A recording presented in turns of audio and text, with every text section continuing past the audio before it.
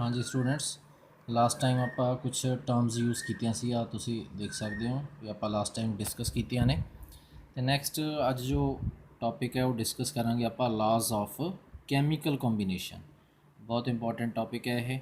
Chemistry ਦੇ ਵਿੱਚ ਕੁਝ ਲਾਜ਼ ਜਿਹੜੇ ਨੇ ਉਹ ਐਪਲੀਕੇਬਲ ਹੁੰਦੇ ਕਿ ਡਿਫਰੈਂਟ ਕੈਮੀਕਲਸ ਆਪਸ ਦੇ ਵਿੱਚ ਕਿਵੇਂ ਕੰਬਾਈਨ ਹੁੰਦੇ ਆ ਜਾਂ ਫਿਰ ਕੰਬਾਈਨ ਹੋ ਕੇ ਫਿਰ ਉਹਨਾਂ ਦੀ ਰੇਸ਼ੋ ਕਿਵੇਂ ਰਹਿੰਦੀ ਹੈ, ਉਹ ਆਪਾਂ ਇੱਥੇ ਡਿਸਕਸ ਕਰਾਂਗੇ। ਤੇ ਇਹਦੇ ਵਿੱਚ ਸਭ ਤੋਂ ਪਹਿਲਾਂ ਹੀ ਲਾ ਹੈ ਲਾ ਆਫ ਕੰਜ਼ਰਵੇਸ਼ਨ ਆਫ ਮਾਸ।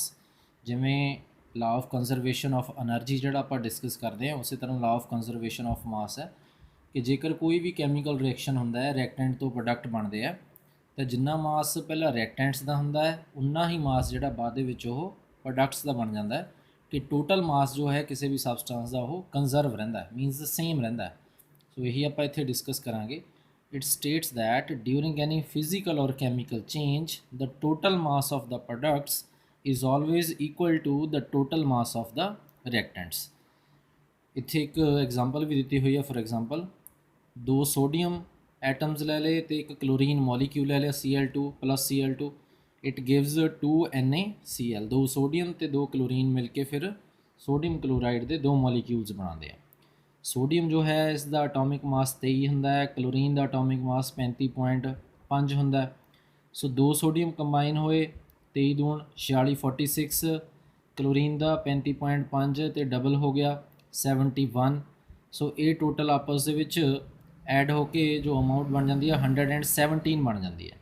ਸੋ ਜੋ ਪ੍ਰੋਡਕਟ ਬਣਦਾ ਉਹ ਵੀ ਇਸੇ ਤਰ੍ਹਾਂ ਦੋ ਮੋਲੀਕਿਊਲਸ ਸੋਡੀਅਮ ਕਲੋਰਾਈਡ ਦੇ, ਇਹਨਾਂ ਦਾ ਮਾਸ ਵੀ 117। ਸੋ ਇਟ ਮੀਨਸ ਜਿੰਨਾ ਮਾਸ ਪਹਿਲਾਂ ਰਿਐਕਟੈਂਟਸ ਦਾ ਸੀ ਉਨਾ ਹੀ ਮਾਸ ਜੋ ਹੈ ਉਹ ਬਾਅਦ ਦੇ ਵਿੱਚ ਪ੍ਰੋਡਕਟਸ ਦਾ ਬਣ ਜਾਂਦਾ ਹੈ। ਸੋ ਲਿਖਿਆ ਵੀ ਹੋਇਆ in this reaction the total mass of product is equal to the total mass of reactants ਵਿਚ ਇਜ਼ ਇਕੁਅਲ ਟੂ 117। ਸੋ ਇਹ ਇੱਥੇ ਲਿਖਿਆ ਹੋਇਆ ਇਹਦੇ ਵਿੱਚ। ਸੋ ਇਹ ਸਭ ਤੋਂ ਪਹਿਲਾ ਲਾ ਹੈ ਸਾਡੇ ਕੋਲ law of conservation of mass.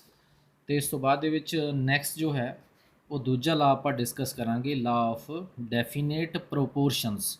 Proportion ਹੁੰਦੀ ਹੈ ਮਾਤਰਾ, ਡੈਫੀਨੇਟ ਪ੍ਰੋਪੋਰਸ਼ਨ ਮੀਨਸ ਪੱਕੀ ਫਿਕਸ ਮਾਤਰਾ। ਸੋ ਲਾ ਦੀ ਡੈਫੀਨੇਸ਼ਨ ਦੱਸਣ ਤੋਂ ਪਹਿਲਾਂ ਇਹਦੇ ਬਾਰੇ ਸਮਝਾ ਦਿਆਂ ਮੈਂ ਤੁਹਾਨੂੰ ਕਿ ਜਦੋਂ ਵੀ ਕੋਈ ਕੈਮੀਕਲ ਸਬਸਟੈਂਸ ਜਿਹੜੀ ਹੈ ਪ੍ਰੋਡਿਊਸ ਕੀਤੀ ਜਾਂਦੀ ਹੈ, ਜਿਵੇਂ ਇੱਥੇ ਐਗਜ਼ਾਮਪਲ ਦਿੱਤੀ ਹੋਈ ਹੈ ਕਾਰਬਨ ਡਾਈਆਕਸਾਈਡ ਗੈਸ ਦੀ, ਕਿ ਕਾਰਬਨ ਡਾਈਆਕਸਾਈਡ ਗੈਸ ਜੋ ਹੈ ਉਹ ਡਿਫਰੈਂਟ ਮੈਥਡਸ ਜਿਹੜੇ ਨੇ ਉਹਨਾਂ ਦੇ ਨਾਲ ਪ੍ਰੋਡਿਊਸ ਕੀਤੀ ਜਾ ਸਕਦੀ ਹੈ। ਜਿਵੇਂ ਕਿ ਜਦੋਂ ਆਪਾਂ ਸਾਹ ਦੀ ਪ੍ਰਕਿਰਿਆ ਕਰਦੇ ਹਾਂ ਰੈਸਪੀਰੇਸ਼ਨ 'ਚ, ਉਸ ਸਮੇਂ ਵੀ ਆਪਾਂ ਆਕਸੀਜਨ ਲੈਂਦੇ ਹਾਂ ਅਤੇ ਕਾਰਬਨ ਡਾਈਆਕਸਾਈਡ ਪ੍ਰੋਡਿਊਸ ਕਰਦੇ ਹਾਂ, ਕਾਰਬਨ ਡਾਈਆਕਸਾਈਡ ਬਾਹਰ ਛੱਡਦੇ ਹਾਂ। ਅਤੇ ਇਸੇ ਤਰ੍ਹਾਂ ਜਦੋਂ ਆਪਾਂ ਕੋਲੇ ਨੂੰ ਜਲਾਉਂਦੇ ਹਾਂ ਤਾਂ ਆਕਸੀਜਨ ਦੀ ਪ੍ਰੈਜ਼ੈਂਸ ਦੇ ਵਿੱਚ ਤਾਂ ਉਸ ਸਮੇਂ ਵੀ ਕਾਰਬਨ ਡਾਈਆਕਸਾਈਡ ਗੈਸ ਹੀ ਪ੍ਰੋਡਿਊਸ ਹੁੰਦੀ ਹੈ। ਜਾਂ ਫਿਰ ਜਦੋਂ ਲਾਈਮਸਟੋਨ ਜੋ ਚੂਨਾ ਪੱਥਰ ਹੈ CaCO3, ਜਦੋਂ ਇਹਨੂੰ ਹੀਟ ਕੀਤਾ ਜਾਂਦਾ ਹੈ ਤਾਂ ਉਸ ਸਮੇਂ ਵੀ ਇਹਦੇ ਤੋਂ ਕਾਰਬਨ ਡਾਈਆਕਸਾਈਡ ਗੈਸ ਪ੍ਰੋਡਿਊਸ ਹੁੰਦੀ ਹੈ। So it means carbon dioxide gas ਜਿਸ ਵੀ ਮਰਜ਼ੀ ਤਰੀਕੇ ਦੇ ਨਾਲ ਪ੍ਰੋਡਿਊਸ ਹੋਵੇ, ਹਰ ਕੇਸ ਦੇ ਵਿੱਚ ਜੋ ਅਮਾਊਂਟ ਹੈ ਕਾਰਬਨ ਡਾਈਆਕਸਾਈਡ ਦੀ ਉਹ ਡੈਫੀਨੇਟ ਪ੍ਰਪੋਰਸ਼ਨ ਦੇ ਵਿੱਚ ਰਹੇਗੀ ਕਿ ਹਮੇਸ਼ਾ ਹੀ ਉਹਦੇ ਵਿੱਚ ਇੱਕ ਕਾਰਬਨ ਹੋਏਗਾ ਤੇ ਦੋ ਐਟਮਸ ਆਕਸੀਜਨ ਦੇ ਕੰਬਾਈਨ ਹੋਣਗੇ। ਜੋ ਵੀ ਕੋਈ ਆਪਾਂ ਮੈਥਡ ਅਪਣਾ ਲਈਏ, ਜਿਹੜਾ ਮਰਜ਼ੀ ਤਰੀਕਾ ਅਪਣਾ ਲਈਏ, ਹਰ ਕੇਸ ਦੇ ਵਿੱਚ ਜਿੱਥੇ ਵੀ ਕਿਤੇ ਕਾਰਬਨ ਡਾਈਆਕਸਾਈਡ ਗੈਸ ਪ੍ਰੋਡਿਊਸ ਹੋਏਗੀ ਉਹਦੇ ਵਿੱਚ ਹਮੇਸ਼ਾ ਹੀ ਇੱਕ ਕਾਰਬਨ ਹੋਏਗੀ ਤੇ ਦੋ ਆਕਸੀਜਨ ਹੋਣਗੇ। ਮੀਨਸ ਜੋ ਮਾਤਰਾ ਹੈ ਐਟਮਸ ਦੀ ਉਹ ਡੈਫੀਨੇਟ ਰਹੇਗੀ। ਇਹੀ ਇੱਥੇ ਦੱਸਿਆ ਹੋਇਆ ਡੈਫੀਨੇਸ਼ਨ ਦੇ ਵਿੱਚ। It states that a pure chemical compound always contains same elements combined together in the same definite proportion by weight। ਕਿ ਕੋਈ ਵੀ ਕੈਮੀਕਲ ਕੰਪਾਊਂਡ ਦੇ ਵਿੱਚ ਹਮੇਸ਼ਾ ਹੀ ਜੋ ਐਲੀਮੈਂਟਸ ਹੈ ਜਿਹੜੇ ਆਪਸ 'ਚ ਕੰਬਾਈਨ ਹੁੰਦੇ ਆ ਉਹਨਾਂ ਦੀ ਜੋ ਪ੍ਰਪੋਰਸ਼ਨ ਹੈ, ਜੋ ਮਾਤਰਾ ਹੈ, ਉਹ weight ਦੇ ਅਕੋਰਡਿੰਗ ਹਮੇਸ਼ਾ ਸੇਮ ਰਹਿੰਦੀ ਹੈ, ਚੇਂਜ ਨਹੀਂ ਹੁੰਦੀ ਕਦੇ। ਤੇ ਇਹੀ ਐਗਜ਼ਾਮਪਲ ਇੱਥੇ ਦਿੱਤੀ ਹੋਈ ਹੈ। Carbon dioxide can be obtained by a number of methods as ਪਹਿਲਾ ਮੈਥਡ ਹੈ number 1 by the process of respiration, ਸਾਹ ਪ੍ਰਕਿਰਿਆ ਦੇ ਦੌਰਾਨ। ਨੰਬਰ 2 ਬਾਈ ਬਰਨਿੰਗ ਕੋਲ, ਕੋਲ ਹੈ COAL ਹੈ, ਕੋਲਾ ਜੋ ਹੈ, ਕੋਲੇ ਨੂੰ ਜਲਾਉਣ ਵੇਲੇ means carbon plus oxygen it gives carbon dioxide, ਕੋਲ ਦੇ ਵਿੱਚ ਕਾਰਬਨ ਹੁੰਦੀ ਹੈ।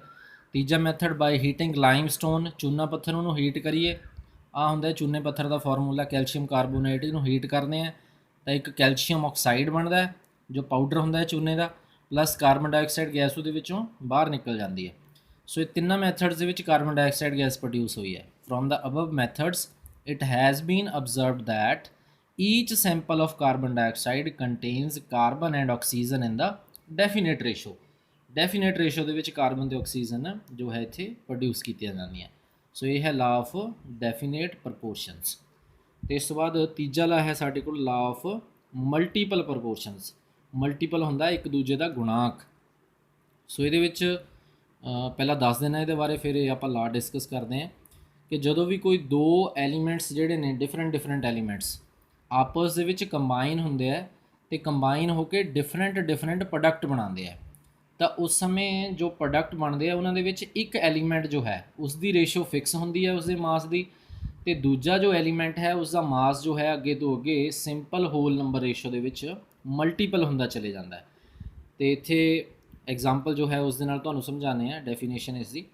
It states that when two elements combine to form different compounds, ਕਿ ਜਦੋਂ ਦੋ ਐਲੀਮੈਂਟਸ ਕੰਬਾਈਨ ਹੋ ਕੇ ਡਿਫਰੈਂਟ ਕੰਪਾਊਂਡਸ ਬਣਾਉਂਦੇ ਆ, then the mass of one of the element remains fixed, ਤਾਂ ਉਹਨਾਂ ਕੰਪਾਊਂਡਸ ਦੇ ਵਿੱਚੋਂ ਇੱਕ ਐਲੀਮੈਂਟ ਦਾ ਜੋ ਮਾਸ ਹੈ ਉਹ ਫਿਕਸ ਰਹਿੰਦਾ ਹੈ, and the mass of other element is in a simple whole number ratio, ਤੇ ਦੂਜੇ ਐਲੀਮੈਂਟ ਦਾ ਜੋ ਮਾਸ ਹੈ ਫਿਰ ਉਹ ਅੱਗੇ ਤੋਂ ਅੱਗੇ ਸਿੰਪਲ ਹੋਲ ਨੰਬਰ ਰੇਸ਼ੋ ਦੇ ਵਿੱਚ ਚਲੇ ਜਾਂਦਾ ਹੈ।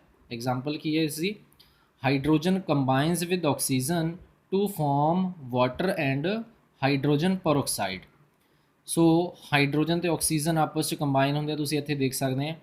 ਇੱਕ ਕੇਸ 'ਚ ਹਾਈਡਰੋਜਨ ਤੇ ਆਕਸੀਜਨ ਨੇ ਮਿਲ ਕੇ ਵਾਟਰ ਬਣਾਇਆ, ਇੱਕ ਕੇਸ 'ਚ H2O2 ਬਣ ਗਿਆ। ਹਾਈਡਰੋਜਨ ਪਰਆਕਸਾਈਡ ਹੁੰਦੀ ਹੈ ਇਹ, ਜੋ ਜ਼ਖਮਾਂ ਦੇ ਉੱਤੇ ਲਗਾਉਂਦੇ ਆ ਡਾਕਟਰ ਸਾਫ਼ ਕਰਨ ਦੇ ਲਈ। ਸੋ ਇਸ ਕੇਸ 'ਚ ਵੀ ਦੇਖੋ ਦੋ ਹਾਈਡਰੋਜਨ ਹੈ, ਇੱਥੇ ਵੀ ਦੋ ਹਾਈਡਰੋਜਨ ਹੈ, ਦੋਨਾਂ ਦੇ ਮਾਸ ਦੀ ਰੇਸ਼ੋ ਜੋ ਹੈ ਉਹ ਫਿਕਸ ਹੈ।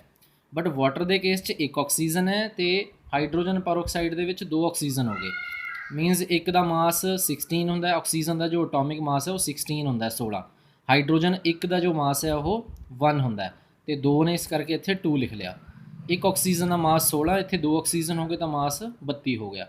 16 ਔਰ 32 ਦੀ ਜੇ ਕੋਈ ਰੇਸ਼ੋ ਲਈਏ 16 ਡਿਵਾਈਡਡ ਬਾਈ 32 ਤਾਂ ਰੇਸ਼ੋ ਹੋ ਗਈ 1:2। ਸੋ ਇਟ ਮੀਨਸ ਦੋ ਡਿਫਰੈਂਟ ਕੰਪਾਊਂਡ ਬਣ ਗਏ। ਇੱਕ ਜੋ ਐਲੀਮੈਂਟ ਹੈ ਉਸ ਦੀ ਰੇਸ਼ੋ ਹਾਈਡਰੋਜਨ ਦੀ ਫਿਕਸ ਹੋ ਗਈ ਤੇ ਦੂਜਾ ਜੋ ਆਕਸੀਜਨ ਹੈ ਉਸ ਦੀ ਰੇਸ਼ੋ ਜੋ ਹੈ ਉਹ ਸਿੰਪਲ ਹੋਲ ਨੰਬਰਸ ਦੇ ਵਿੱਚ ਅੱਗੇ ਤੋਂ ਅੱਗੇ ਵਧਣੀ ਸ਼ੁਰੂ ਹੋ ਜਾਂਦੀ ਹੈ। ਇਸੇ ਤਰ੍ਹਾਂ ਕਾਰਬਨ ਮੋਨੋਆਕਸਾਈਡ ਤੇ ਕਾਰਬਨ ਡਾਈਆਕਸਾਈਡ, ਉਹਦੀ ਐਗਜ਼ਾਮਪਲ ਲੈ ਲਈਏ। ਇੱਕ 'ਚ ਕਾਰਬਨ ਵੀ ਇੱਕ ਹੈ, ਆਕਸੀਜਨ ਵੀ ਇੱਕ ਹੈ ਕਾਰਬਨ ਮੋਨੋਆਕਸਾਈਡ ਦੇ ਵਿੱਚ। ਕਾਰਬਨ ਡਾਈਆਕਸਾਈਡ ਦੇ ਵਿੱਚ ਕਾਰਬਨ ਇੱਕ ਹੀ ਹੁੰਦੀ ਹੈ, ਆਕਸੀਜਨ ਦੋ ਹੋ ਜਾਂਦੇ ਆ। ਮੀਨਸ ਕਾਰਬਨ ਦੀ ਰੇਸ਼ੋ ਫਿਕਸ ਹੋ ਗਈ ਤੇ ਆਕਸੀਜਨ ਦੀ ਰੇਸ਼ੋ 1:2 ਹੋ ਗਈ। ਸੋ ਇਹ ਹੈ ਸਾਡੇ ਕੋਲ law of multiple proportions. So these are the laws of chemical combination ਜੋ ਇੱਥੇ ਕੈਮਿਸਟਰੀ ਦੇ ਵਿੱਚ ਡਿਸਕਸ ਕੀਤੇ ਜਾਂਦੇ ਆ, ਤੇ ਜੋ ਨੈਕਸਟ ਟੌਪਿਕ ਹੈ ਉਹ ਨੈਕਸਟ ਵੀਡੀਓ ਦੇ ਵਿੱਚ ਆਪਾਂ ਡਿਸਕਸ ਕਰਾਂਗੇ। Thank you.